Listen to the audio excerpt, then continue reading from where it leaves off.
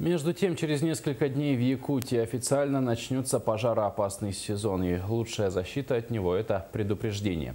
Так, в Алекминском районе на днях прошло совещание по вопросу подготовки к пожароопасному сезону. Готовы ли в районе, в случае чего дать отпор огненной стихии, узнавала Елена Фаст. Достаточно активно участвовали в совещании по предупреждению ликвидации ЧС и обеспечению пожарной безопасности в Якутии главы наследников района. Опыт предыдущих лет создал солидный список проблем, которые стоит порешать уже в ближайшие дни. Не за горами пожароопасный период, а ВОЗ проблем и ныне там. Прошлый год для района выдался сложным. Большие пожары коснулись Первонерюпьянинского наслега. Вплотную к поселку Заречный подходила стена лесного огня.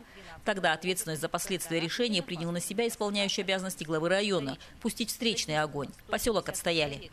Прогноз на этот год неоднозначен. Май месяц обещает быть вроде как в пожароопасном отношении более-менее лояльным.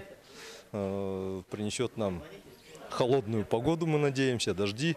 Но самый пик пожарной опасности, скорее всего, будет, как и в прошлом году, во время сухих гроз, это июль-август месяц.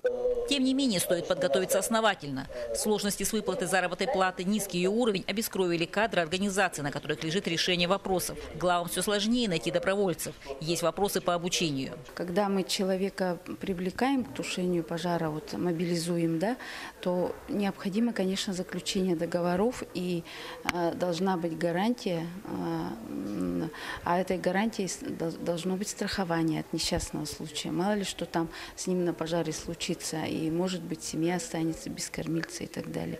Ну и, естественно, в договоре они должны прописать о своевременной выплате заработной платы.